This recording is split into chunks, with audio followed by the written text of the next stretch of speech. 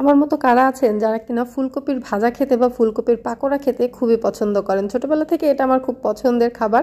আর নিহাল নিয়াজও কিন্তু সেটা খুব পছন্দ করে। আর এদিকে আমি কিন্তু আজকে ফুলকপির পাকোড়া বানিয়ে নিয়েছি আর সবাই মিলে মজা করে খেয়েছি নিজেদের ক্ষেতের ফুলকপি। আর ফুলকপিগুলো এত তাজা ছিল যে সেগুলো খেতে খুবই মজা লেগেছে। তো আসসালামু আলাইকুম, কেমন আছেন সবাই? আশা করছি সবাই ভালো আছেন। আলহামদুলিল্লাহ আমরাও ভালো আছি। তো এখানে দুইটা ফুলকপি মোটামুটি বড় ছিল, যেইটা কিনা আমি চাইলেই পাকোড়া করে খেতে পারি। তো নিহালও চাইতেছিল খাবে, ভাবলাম যে চলো খাই। তবে এতটুকু ফুলকপিতে আমাদের কিছুই হয় না, কিন্তু তারপর নিজেদের ক্ষেতের ফুলকপি বলে কথা। আর এগুলো তুলতে যেমন একটা আনন্দ কাজ করে, ঠিক তেমনি এইটা যখন একটার পর একটা ধাপে ধাপে প্রসেসিং করা হয় সেটাও কিন্তু খুব আনন্দের। তো ফুলকপি দুটো আমি তুলে নিলাম। আর ফুলকপি দুইটা তোলার পরে আমি কিছু ছবিও তুলছিলাম, যেগুলো আপনাদের সাথে ইনশাল্লাহ শেয়ার করব। আর এদিকে ফুলকপিগুলো নিয়ে গেলাম আপনাদের ভাইয়ের কাছে, বললাম যে তুমি একটু কেটে দাও। সে আমাকে এটা কেটে দিবে, তার জন্য আবার আমাকে আগের জায়গায় ফেরত নিয়ে আসছে। আর এদিকে দেখেন আমি কিন্তু ফুলকপিগুলো নিয়ে যাচ্ছি আর আপনাদের সাথে বকবক করতেছি। কি বকবক করতেছিলাম মনে নেই। তো এই ফুলকপিগুলো কাটার জন্য সে আবার একটুখানি প্র্যাকটিস করতেছে, যে একটা একটা করে ডাল কেটে তারপরে সে দেখতেছিল। পরে আমি বললাম যে এইভাবে কাটার কি দরকার, আমার তো ফুল দরকার, ফুলটাই দিয়ে দাও। বলে না, কয়দিন পরে তো অনেক ফুলকপি আসবে, তখন কাটতে হবে বিক্রি করার জন্য। তো সেটা এখন থেকে একটু প্র্যাকটিস করি যে কিভাবে কি করতে হয়। সে কিন্তু এখানে দেখবেন যে একটা একটা করে টুকটুক করে ডাল কাটতেছে। আর এই ডালগুলা, এই শাকগুলা কিন্তু এতই নরম ছিল, কচি ছিল, যেগুলো চাইলে কিন্তু আমি ভাজিও খেতে পারতাম। তবে এখন পর্যন্ত কোনো দিন এগুলোর ভাজি খাওয়া হয় না, তবে ইনশাল্লাহ ট্রাই করব। আরও যে ফুলকপি আছে সেগুলার পাতা ভাজি খাওয়ার জন্য, বা এগুলো দিয়ে কিন্তু যে আমাদের ডাঁটা শাকের ভাজি হয় সেরকম কিন্তু একটা মজার ভাজি হবে। তাছাড়া চাইলে কিন্তু এর সাথে অন্যান্য সবজি মিক্স করে কিন্তু পাকোড়া বানানো যায় সন্ধ্যার নাস্তায়। তো এগুলো আগে আমি করতাম, আগে বাসায় থাকতে এরকম শাক আনলে করা হইতো, বা বাড়িতে আসলে যখন পুঁই শাক বা অন্যান্য শাক থাকতো সেগুলো দিয়ে এরকম পাকোড়া করা হইতো। আর এই যে একটা কথা বলতে বলতে কিন্তু একটা ফুলকপি মোটামুটি কাটা হয়ে গেছে।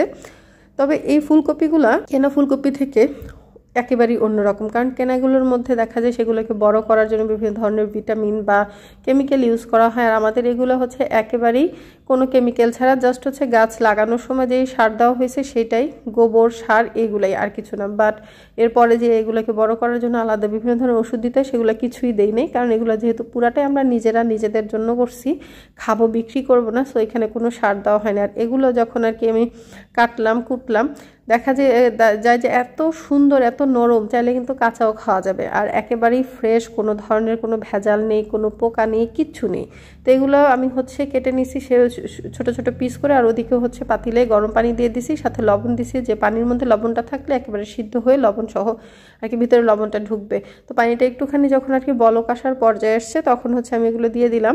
আর এটা কিন্তু আমি মাত্র 3-4 মিনিট চুলায় রাখছি, এর মধ্যেই কিন্তু এটা মোটামুটি ভাপ হয়ে গেছে। যেহেতু একেবারেই তাজা মাত্র তুলে নিয়ে আসছি, এর জন্য কিন্তু অনেক বেশি সময় লাগে না। আর আগে যখন কেনাটা খাইতাম তখন দেখতাম কি সেদ্ধ করতে করতে 10-15 মিনিট, আধা ঘন্টাও মাঝে মধ্যে হয়ে যেত। তারপরে যখন ভাজা করতাম তখন কেমন কচকচ একটা শব্দ থাকতো, আর কি শক্ত শক্ত থাকতো।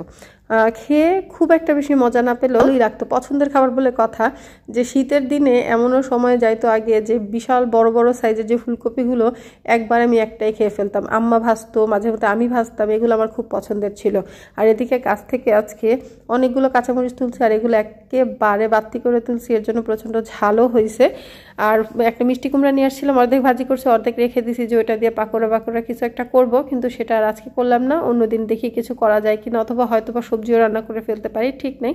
আর এদিকে কথা বলতে বলতে আমার কিন্তু ফুলকপিটা ভাপে চলে আসছে, এখন এটাকে পানি ঝরাই নিব। আর ওদিকে হচ্ছে আমি কিন্তু আমার যে মশলা ব্যাটারটা সেটা কিন্তু রেডি করে ফেলছি।